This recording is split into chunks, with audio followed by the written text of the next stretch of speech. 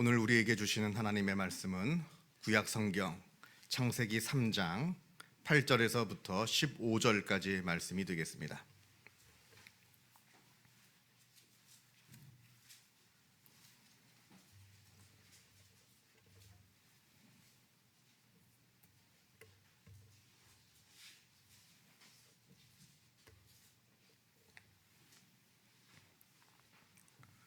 구약 성경 사면에 있습니다.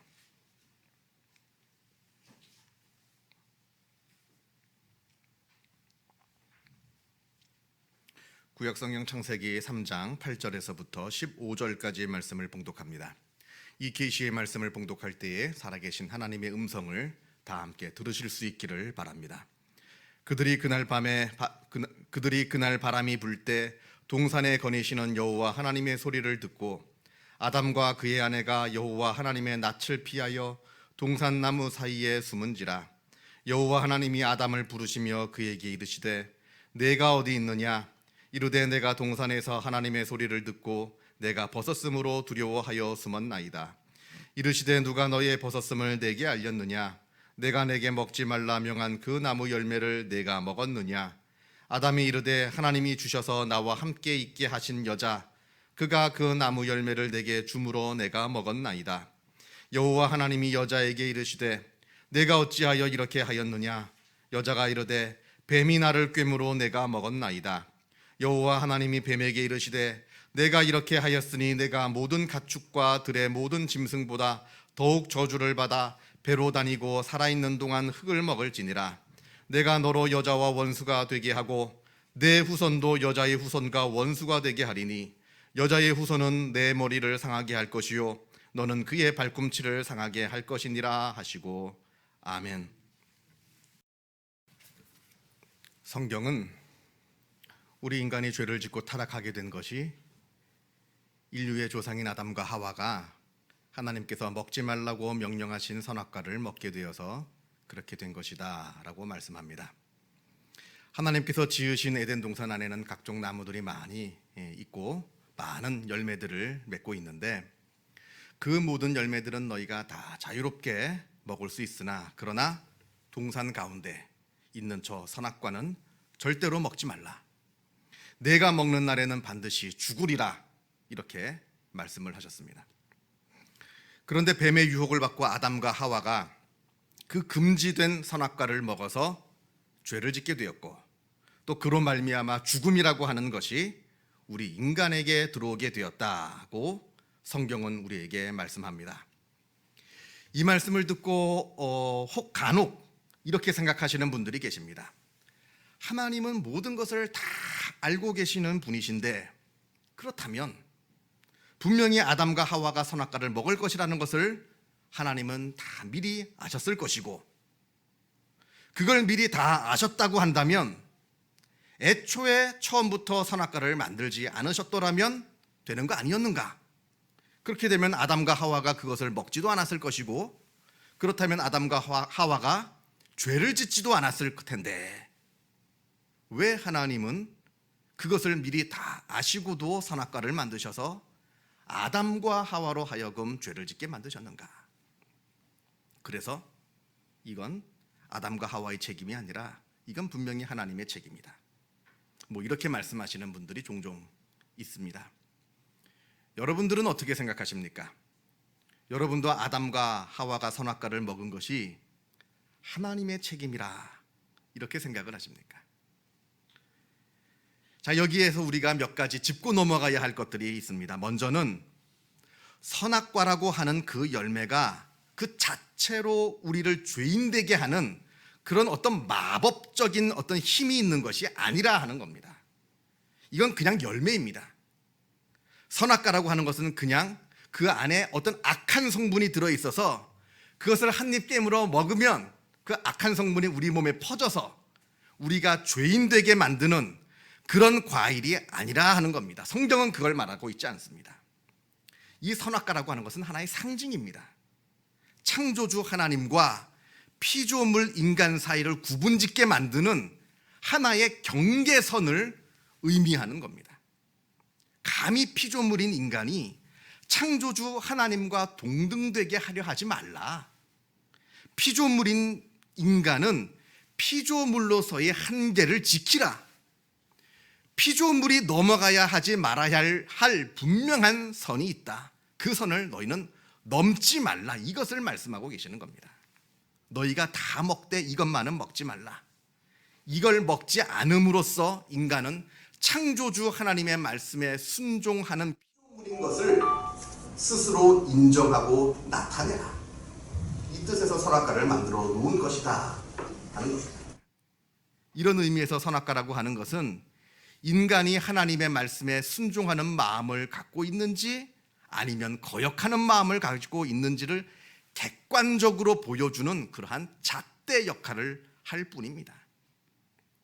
끝까지 먹지 않았다 한다면 그것으로 내가 하나님 말씀에 순종하는 마음이 있음을 내가 보여주는 것이고, 선악과를 먹지 않았다고 한다면, 반대로 내가 선악과를 먹었다라고 한다면 내 안에 있는 불순종의 마음이 있음을 스스로 객관적으로 보여주게 된다 하는 겁니다.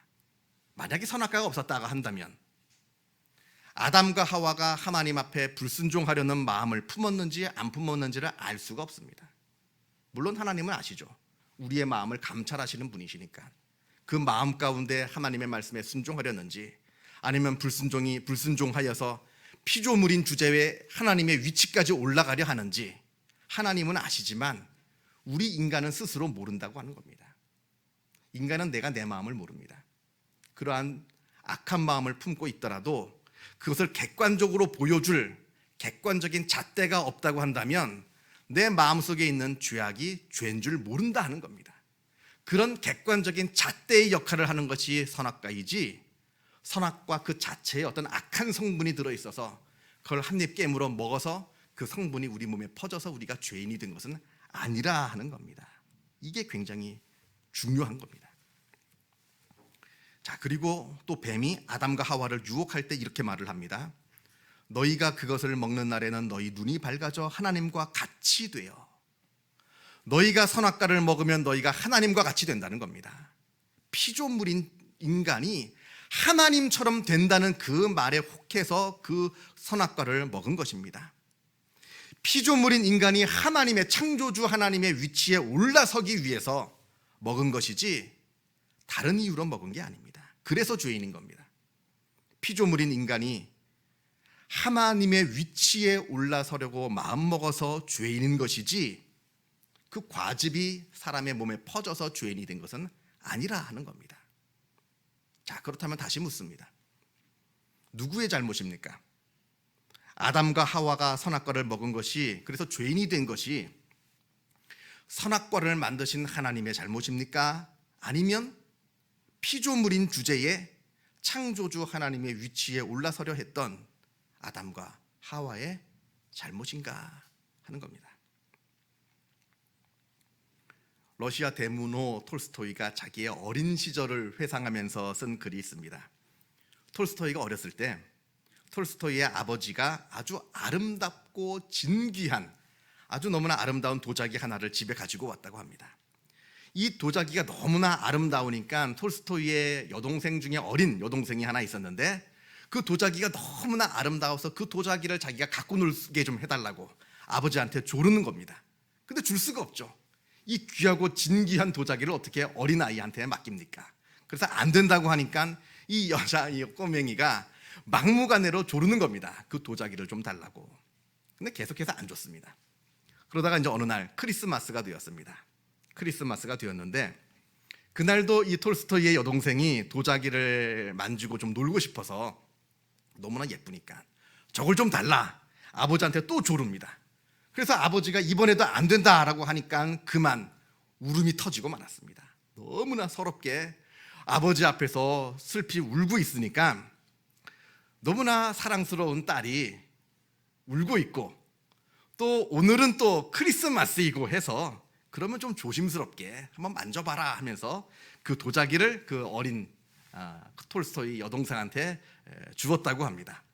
그러자 이 여동생이 톨스토이의 여동생이 도자기를 받자마자 너무 기뻐가지고 이걸 오빠한테 자랑하고 싶은 마음에 도자기를 들고 냅다 달려가는 겁니다. 오빠한테 막 들고 달려가다가 그만 문턱에 발이 걸려서 넘어지고 말았습니다. 당연히 도자기도 박살이 나고 말았습니다. 그러자 이 여동생이 서럽게 웁니다. 아주 서럽게 울면서 내가 이 문턱 때문에 넘어졌다고, 이 문턱을 누가 만들었냐고, 우리 집을 누가 이렇게 만들어 놓냐고 서럽게 울더랍니다. 자, 여러분, 이 도자기를 깨트린 것은 누구의 잘못입니까? 여동생의 잘못입니까? 아니면 집을 이렇게 만든 그 건축가의 잘못입니까? 다시 한번 묻습니다. 아담과 하와가 선악과를 먹은 것이 선악과를 만든 하나님의 잘못입니까? 아니면 피조물인 인간이 하나님의 위치에 오르려고 했던 그런 아담과 하와의 잘못입니까? 오늘 본문으로 오겠습니다. 오늘 본문은 아담과 하와가 선악과를 먹은 후에 하나님을 피해 나무 사이에 숨은 이야기입니다. 오늘 말씀 8절을 보면 아담과 하와가 선악과를 먹은 후에 하나님의 낯을 피해 나무 사이에 숨었다 합니다. 숨었습니다. 나무 사이에 있으면 잘 보이지 않을 것이라 생각을 해서 숨었습니다. 근데 이게 생각해 보면 참 어리석은 행동입니다. 나무 사이에 숨었다고 하나님이 못 볼까요? 시편 말씀 중에 내가 주의 영을 떠나 어디로 가며 주의 앞에서 어디로 피하리이까? 내가 하늘에 올라갈지라도 거기 계시며 스올에 내 자리를 펼지라도 거기 계시니이다.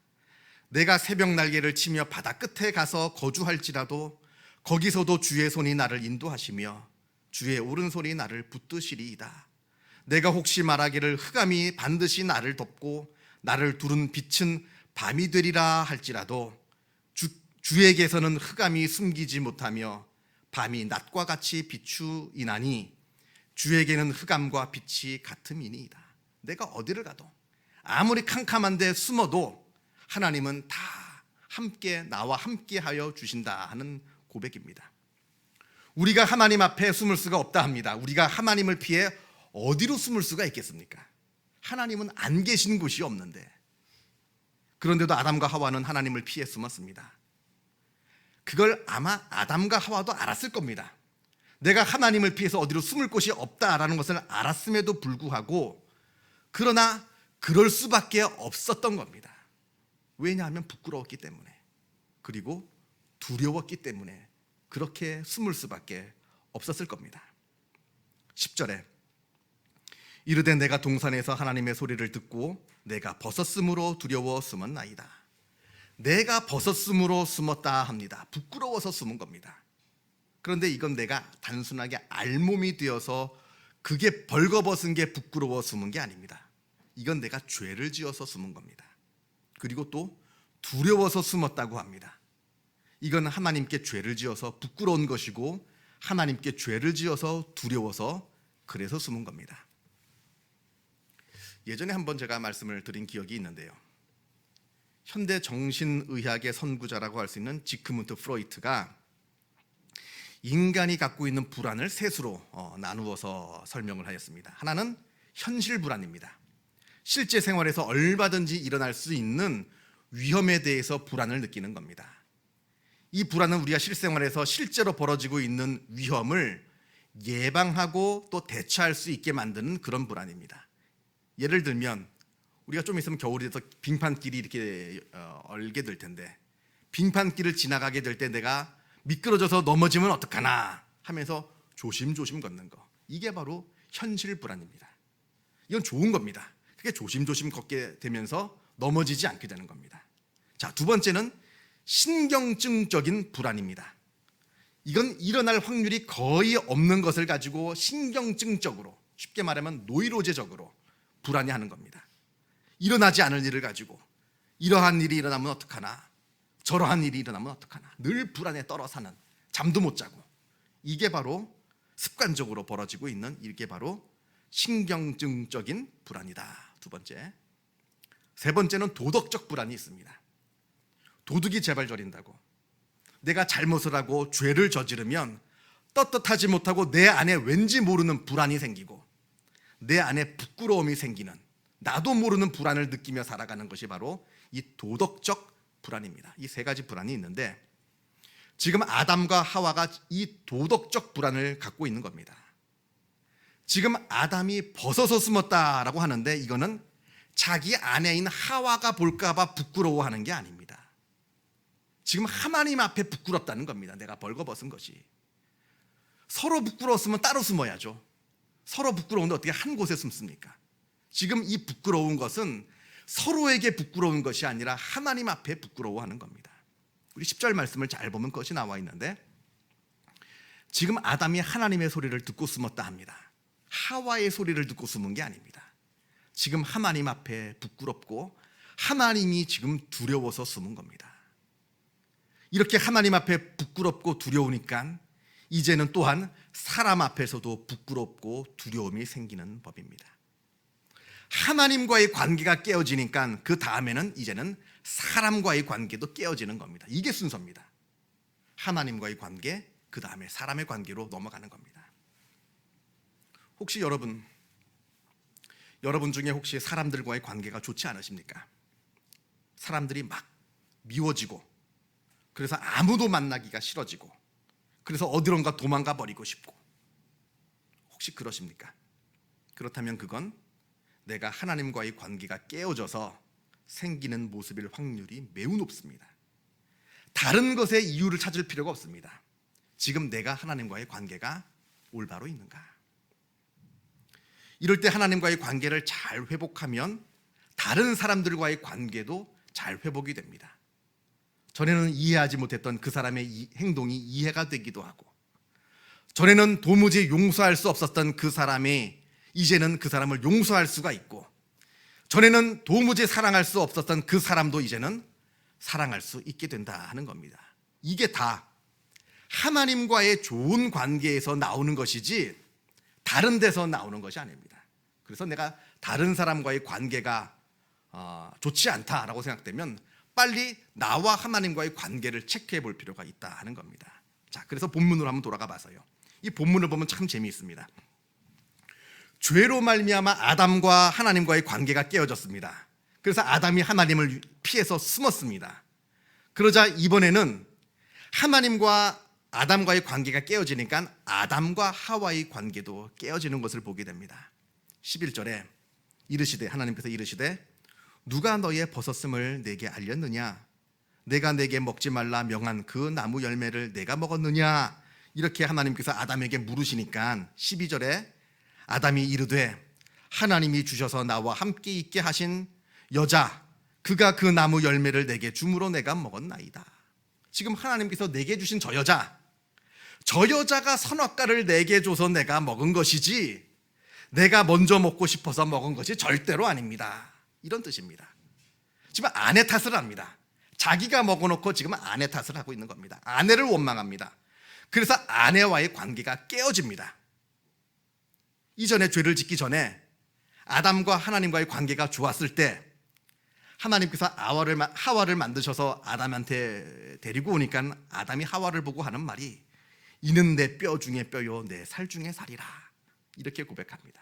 쉽게 말하면 내가 네고 네가 내란 얘기입니다. 완전한 일심동체, 완전한 사랑의 관계, 서로 죽고 못 사는 그런 사랑의 관계가 이루어지다가 하나님과의 관계가 좋으니까, 그러다가 아담과 하나님과의 관계가 깨어지니까 갑자기 아담이 돌변해서 하나님이 주신 저 여자 때문에 내가 이 모양 이 꼴이 되었습니다.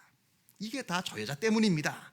이렇게 자기의 아내를 탓하고 원망하는 모습을 보여주는 겁니다. 자, 그러니까 이번에 하나님께서 하와에게 너는 어찌하여 이렇게 하였느냐 물으시니까 이번엔 뱀이 꿰어서 그렇게 했다, 이렇게 하와가 이야기합니다.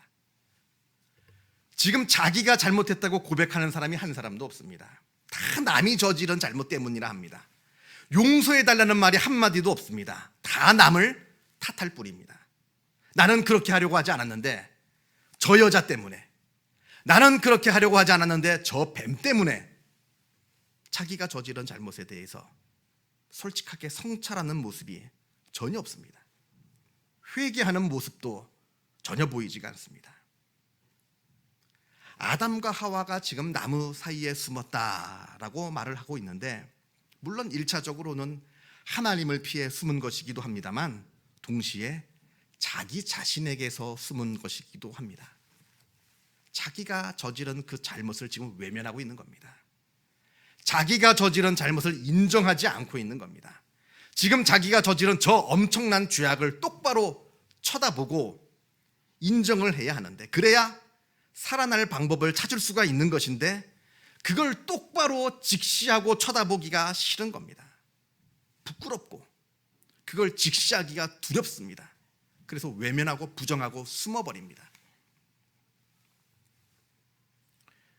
여러분, 내가 나를 똑바로 봐야 됩니다. 그래야 해결이 되는 것이지, 그래야 해결책이 있는 것이지, 내가 나를 변명하고 내 잘못을 내가 외면하고 그렇게 해서는 절대로 우리가 해결할 방법을 얻을 수가 없다 하는 겁니다. 오늘 9절에 하나님께서 아담을 부르시는 장면이 나옵니다. 내가 어디 있느냐? 지금 하나님께서 아담이 어디 숨은 줄 모르셔서 찾으시는 게 아닙니다. 그래서 부르시는 게 아닙니다. 지금 하나님께서 아담을 찾지 못해서 지금 내가 어디 있느냐 지금 물으시는 게 아니라 하는 겁니다. 다 아십니다. 다 아시고 지금 물으시는 겁니다. 지금 하나님께서 아담에게 내가 지금 어디 있느냐 물으시는 것은 아담에게 기회를 주기 위해서 물으시는 겁니다. 다 인정하고 다 회개하고 나에게 나아오라 말씀하고 계시는 겁니다.